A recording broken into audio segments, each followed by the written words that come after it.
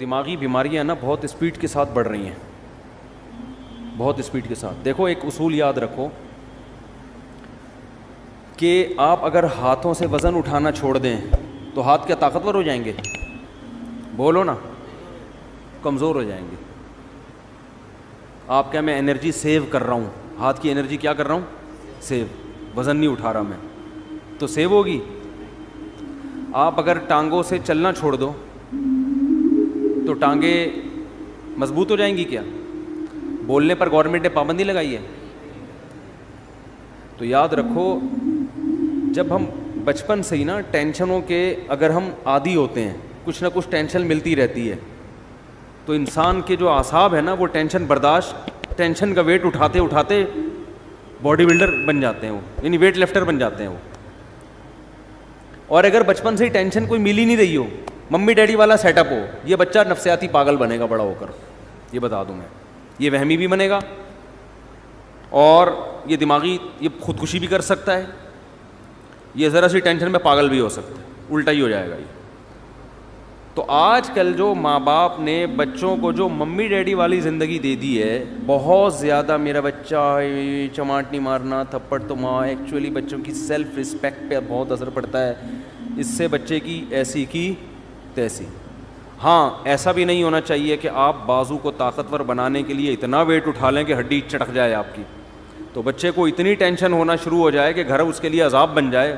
جو آ رہا ہے جا رہا ہے اس کو ذہنی طور پر ٹارچر کر رہا ہے, تو اس سے بھی دماغ خراب ہوتا ہے اس کا. لیکن نیچرل لائف جو ہے نا, جو ہمیشہ سے چلتی آ رہی ہے, اس سے جب ہٹ جائیں گے تو یہ مسائل کھڑے ہوں گے. ہمیں یاد ہے پہلے وہمی بھی نہیں ہوتے تھے لوگ, اور پاگل کہیں لاکھوں میں کوئی ایک نظر آتا تھا, وہ بھی کوئی ایکسیڈنٹ کی وجہ سے, دماغی چوٹ کی وجہ سے. بڑے بڑے سخت حالات لوگ برداشت کر لیتے تھے. ہم تو اپنے بڑوں سے جب حالات سنتے تھے نا کہ بھئی ایک خاتون کے ایک بچہ مر گیا, پھر دوسرا مر گیا, پھر تیسرا پیدا ہوا وہ مر گیا, پھر چوتھا پیدا ہوا, بڑے ہو کے مرتے رہے, پھر بھی صبر کر رہی ہیں. اور میاں خراب نکلا, میاں شرابی نکلا, وہ ٹارچر کرتا ہے. بچوں کو ماں باپ بہت کوٹتے پیٹتے تھے, بچے باغی نہیں ہوتے تھے. اب 2 تھپڑ لگاؤ بچہ کیا ہو جاتا ہے؟ باغی ہو جاتا ہے. تو ایک مسئلہ تو یہ ہے کہ بچہ بچپن سے تھوڑی بہت ٹینشن اس کو ملنی چاہیے, تھوڑی بہت ڈانٹ ڈپٹ مار کٹائی کبھی کبھار ہونی چاہیے. بہت دنوں سے نہیں ہوئی تو ایک دفعہ آدمی احتیاطاً 1-2 تھپڑ بلا وجہ نہ لگائے, کوئی بات پہ لگائے, ٹھیک ہے نا, کبھی کبھار. اس سے تھوڑا عادت ہوتی ہے کہ یہ ابا ہے بھائی مار سکتا ہے. دوسری بات یہ کہ بچوں کو خراب کرنے والی چیز باہر کا ماحول ہے. یہ انوائرمنٹ جو ہے نا باہر کا, اسکول کالجز میں یہ بتایا جاتا ہے, بچوں کو یہ نہیں سکھایا جاتا. جو لبرل ٹیچرز ہیں, آج کل تو لبرلزم پھیل رہا ہے نا, کہ بھائی ماں باپ اگر سختی بھی کریں برداشت کرو. الٹی پٹیاں پڑھائی جا رہی ہیں ان کو. آپ کسی بچے کے سامنے ہی کہتے ہیں بھائی تمہارا باپ تو ایسا ہے, بھائی تمہارا فلاں تو ایسا ہے, تو بچے کی دل سے اپنے باپ کی عظمت ختم ہو جائے گی. تو باہر بہت سارے لوگ ہیں جو آپ کے گھر کو کیا کر رہے ہیں؟ خراب. عورتیں کیوں خراب ہوتی ہیں؟ وہ جب دوسری عورتوں کے گھروں میں جاتی ہیں تو دوسرے کے میاں کی خوبیاں ان کو نظر آ رہی ہوتی ہیں, خامیاں نظر نہیں آتی, اور اپنے میاؤں کی خامیاں نظر آ رہی ہوتی ہیں, خوبیاں نظر نہیں آ رہی ہوتی. یہ بہت ہو رہا ہے. اب وہ گئیں کسی انٹی سے ملنے کے لیے, اس کے گھر میں دیکھا بھائی وہ تو اپنی وائف کو گاڑی میں بٹھاتا ہے, ایسے دروازہ کھول کے یوں کر کے بٹھاتا ہے. یہ نہیں پتا کہ وہ کنڈی ٹوٹی ہوئی ہے اس کی, وہاں سے کھلتا نہیں دروازہ اندر سے, ٹھیک ہے نا. اب وہ یہی ایک خوبی ہے, چلو عزت دے رہا ہے. آپ ذرا تحقیق کرو تو پتہ چلے گا خرچہ دھیلے کا بھی نہیں دے رہا. مجھے ایک ابھی پچھلے ہفتے ایک فیملی کا میٹر سامنے آیا کہ خاتون نے کسی نے بتایا کہ وہ شوہر اس خاتون کو بہت عزت دیتا ہے, بہت رسپیکٹ کرتا ہے اپنی وائف کو. دیکھیں ایک وہ شوہر ہے, اتنی رسپیکٹ, اتنی عزت, اور اتنی اس کے غم میں شریک ہوتا ہے, اس سے اپنی باتیں شیئر کرتا ہے. اور ایک ہمارے میاں ہیں, وہ خاتون بتا رہی ہیں مجھے, ایک ہمارے میاں ہیں. میں نے تحقیق کی, میں نے کہا مجھے پتہ چلا کہ وہ جو اتنی عزت دے رہے ہیں نا میاں, اس کی بیوی جاب کر رہی ہے, اپنا خرچہ اپنے بچوں کا خود اٹھا رہی ہے, میاں اپنا خرچہ الگ اٹھا رہے ہیں. اور یہ جو خاتون ہے نا جن کے میاں اتنی عزت نہیں دے رہے, یہ سارا خرچہ خود اٹھا رہے ہیں. میں نے کہا آپ کا میاں اس سے کروڑا گنا بہتر ہے. یہ انگریز والے اخلاق ہے تھینک یو کہنے والے, روکڑا خرچ کرنے کا ہے ہی نہیں. او بھائی تمہارے میاں نے تمہیں گھر دے دیا لے کے, تمہیں گیس بجلی کا, اب ایک تھینک یو رہ گیا اس کی زبان پہ, چھوڑ دو یار, اس میں کیا جا رہا ہے یار. ساری ذمہ داری تمہارے میاں نے تمہاری اور تمہارے بچوں کی اٹھائی ہوئی ہے, تو اب وہ اس طرح سے عزت نہیں دے رہا, دے تو بہت اچھی بات ہے, لیکن اس کی عزت دیکھ کے دھوکا مت کھاؤ. اس کو بولو کہ ایسا کر,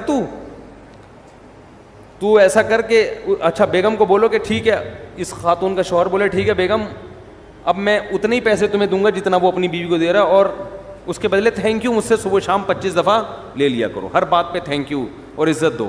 عورت تیار ہوگی, عورت کہے گی پیسے دے دیا کرو, بے شک اس سے پہلے 10 گالیاں اور اس کے بعد 20 گالیاں. اگر آپ کا سیٹ آپ کو 25-30 گالیوں کے بعد 50,000 روپے دے, آدمی کہتا ہے 25 اور دے دے لیکن پیسے دے دے. قربانی تو یہ ہے نا, بہت مشکل ہے, بہت مشکل. اسی طرح بہت سے والدین اپنی اولاد پہ خرچ کر رہے ہیں, خون پسینہ بہا کے, رکشے چلا کے, ٹھیلے لگا کے اپنے بیٹے کو کھلا رہا ہے. بیٹا 1-2 تھپڑ سے بدگمان ہو جاتا ہے کہ میرا باپ مجھے مارتا ہے, میرا باپ مجھ سے کٹائی کی تھی.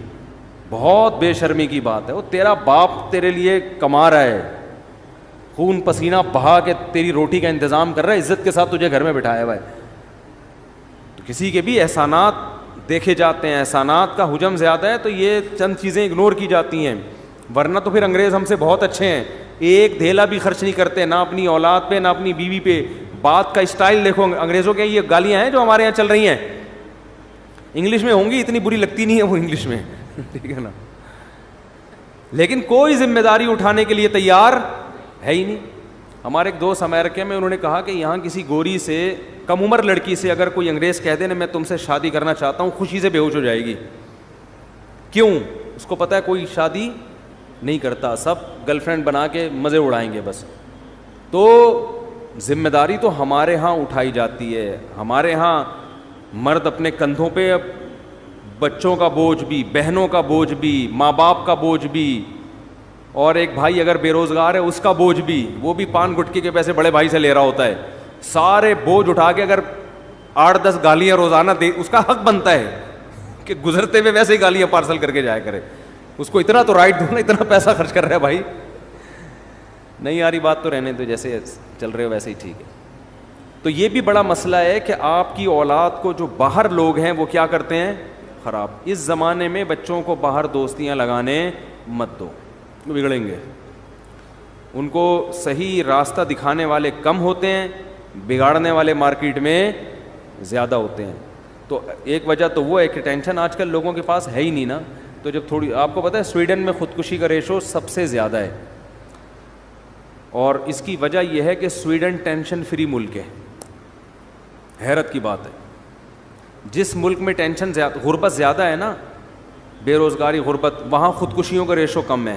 یہ کتنی بڑی حقیقت ہے, سمجھ میں نہیں آ رہی بات. دیکھو پاکستان ایک پسماندہ ملک ہے نا, اتنی خودکشی نہیں ہے یہاں پہ. یعنی آپ خود اندازہ لگاؤ نا کہ سویڈن میں بے روزگاروں کو الاؤنس ملتے ہیں. یعنی جو لوگ سویڈن ہو کر آئے ہیں وہ کہہ رہے ہیں ٹینشن تلاش کرنے سے نہیں ملتی یہاں پہ. گوگل پہ سرچ کرنا پڑتا ہے بھائی, کسی کے پاس ٹینشن ہو تو تھوڑے دن کے لیے چاہیے. ہم پاکستانیوں کو چاہیے ہوتی ہے نا, وہ پریشان ہو جاتے ہیں ٹینشن کیوں نہیں. تو اس کے باوجود سب سے زیادہ خودکشی کہاں ہو رہی ہے, اس کنٹری میں ہو رہی ہے. کیوں ہو رہی ہے؟ اس کی وجہ یہ ہے کہ قدرت کی طرف سے ذرا سی کوئی پریشان, قدرت تو دیتی ہے ٹینشن, چاہے آپ کا ملک ٹینشن فری ہو جائے, اللہ کی طرف سے ٹینشنیں آتی ہیں تو وہ برداشت نہیں کر پاتے. برداشت نہیں کرتے تو جا کے وہ لٹکنے کی کوشش کرتے ہیں اور کھمبوں سے چپکنے کی کوشش. اس کا یہ بڑا نقصان ہوتا ہے.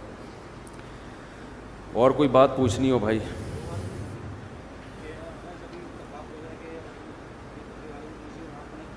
دیکھو بات کسی مسلک کی نہیں ہے, جس کا عقیدہ شرکیہ ہے اس کے پیچھے نماز جائز نہیں ہے. سمجھتے ہو؟ اسلام میں آپ جیسے کسی کو دائرہ اسلام سے نکال نہیں سکتے, زبردستی لا بھی نہیں سکتے دائرہ اسلام میں. لوگ بہت براڈ مائنڈڈ بنتے ہیں کہ ہم ہر ایک کے پیچھے نماز پڑھ لیتے ہیں, ایسا نہیں ہوتا. آپ کو جوڑ پیدا کرنے کے لیے اسلام کی جو حدود ہیں, جو باؤنڈری اسلام نے کھینچی ہے, اس باؤنڈری کے اندر رہنا پڑے گا. اور ایک بات خوب اچھی طرح سمجھ لیں, پہلی بات تو یہ ہے کہ جس کا عقیدہ شرکیہ ہو اس کے پیچھے نماز جائز نہیں ہے, چاہے اہل حدیث ہو, چاہے دیوبندی ہو, چاہے بریلوی ہو, چاہے کوئی بھی ہو. عقیدہ شرکیہ ہے تو اس توحید پرست ہونا ضروری ہے. دوسری بات یہ ہے کہ جوڑ پیدا کرنے کے لیے آج کل یہ بھی ایک ٹرینڈ چل نکلا ہے کہ بس لوگوں کو دین پہ لے کر آنا ہے. اس کے لیے اسلام کی جو بیسک اصول ہیں انہی کی دھجیاں اڑا دی جاتی ہیں. تو لوگوں کو دین کے قریب کرنے کے لیے آپ جو اسلام کے بنیادی اصول ہیں, اسلام نے جو باؤنڈری کھینچی ہے, اس میں تبدیلی نہیں کر سکتے. نبی صلی اللہ علیہ وسلم نے 13 سال مکہ میں دعوت دی ہے, چند لوگوں کے سوا کوئی بھی ایمان نہیں لے کر آیا. اور مشرکین کیا کہتے تھے کہ تھوڑی سی لچک پیدا کر دیں, تھوڑی سی ہماری بات مان لیں. آپ نے مصلحتاً بھی ان کی بات نہیں مانی کہ اسلام کی جو بنیادی احکام ہے نا ان میں کمپرومائز نہیں ہوگا. جن چیزوں کا انتظامی معاملات سے تعلق ہے, مینجمنٹ سے, ان میں تو جیسے صلح حدیبیہ میں آپ نے بہت ساری چیزوں میں مانی ان کی بات, لیکن اگر وہ یہ معاہدہ کرتے کہ آپ ایک نماز چھوڑ دیں تو نبی اس شرط کو تسلیم نہیں کرتے. بھائی نماز بھی نہیں چھوڑ سکتے, روزہ بھی نہیں چھوڑ سکتے, داڑھی بھی نہیں کاٹ سکتے ہم, ٹھیک ہے نا, چوری کو جائز بھی نہیں, زنا کی بھی اجازت نہیں ہو سکتی. تو اسی طرح یاد رکھو آج کل ایک بہت بڑا مسئلہ یہ ہو گیا ہے کہ ہماری حدود ساری ختم ہوتی چلی جا رہی ہیں. اور یہ بھی ذہن میں رکھیں کہ نبی صلی اللہ علیہ وسلم کی سیرت میں جہاں ہمیں معاف کرنا ملتا ہے وہاں انتقام لینا بھی ملتا ہے. اب یہ کام ہوتا ہے کہ کون سا موقع معاف کرنے کا ہے اور کون سا موقع انتقام لینے کا ہے. بعض دفعہ انتقام لینے میں فائدہ زیادہ ہوتا ہے. علماء نے لکھا ہے, دیکھو نبی کتنے رحمت للعالمین تھے نا, کتنی رحمت تھی, لیکن خودکشی ایک شخص نے کی, نبی نے اس کا جنازہ نہیں پڑھایا, حالانکہ آپ تو رحمت للعالمین ہیں. اور اس کا جنازہ فی نفسی ہی جائز بھی ہے, تو مسلمان نہ وہ. علماء کہتے ہیں, اس حدیث کی روشنی میں علماء کہتے ہیں کہ جو خودکشی کرے گا مسجد کا مقتدا رہبر یا کوئی بڑا عالم اس کا نماز جنازہ نہ پڑھائے, بائیکاٹ کرے. لیکن ہم کیا کر رہے ہوتے ہیں یہاں پہ, نہیں بھائی اس کی تعریفوں پہ پول باندھ رہے ہوتے ہیں. وہ جو انڈیا میں ایک لڑکی نے خودکشی کی تھی نا, بہت لوگوں نے ترس کھایا. میں نے کوئی ترس والا بیان نہیں کیا, میں نے کہا اللہ مغفرت کرے, مسلمان تھی لیکن کوئی اچھا کام نہیں کیا. یہ واجب التعزیر ہے بھائی. تم جرم بھی کر رہی ہو اور ساری دنیا کو بتا کے دریا میں چھلانگ لگا کے اور بھی لوگوں کو کہہ رہی ہو کہ سب چھلانگیں مارو. یہ تو بے صبری ہے نا. نیکی کو پروموٹ کیا جاتا ہے, ہائی لائٹ کیا جاتا ہے کہ دیکھو غم کے موقع پر میں یہ صبر کر رہی ہوں, تو آپ لوگ بھی صبر کرنا سیکھو. عادت نہیں لیکن مجھے ٹینشن اتنی ہو گئی, 2 بوتلیں چڑھا لیا اور ویڈیو بنا کے یوٹیوب پہ ڈال دے. لوگ کہیں یار اتنا نیک آدمی کو یہ اتنا مجبور کر دیا اس معاشرے نے, اس ظالم معاشرے نے اتنے نیک آدمی کو ایسا مجبور کر دیا کہ شراب پی رہا ہے, اس کی ساس پہ مقدمہ ہونا چاہیے. اس داماد کو کس نے ٹینشن دی ہے؟ ساس نے. اس کے سسر پہ مقدمہ, اس کی بیوی کو جیل میں ڈال دینا چاہیے, اس کی ٹینشن ہے. ابے بھائی یہ ٹینشن اس نے دی ہے, نہیں دی, ہمارے سامنے نہیں.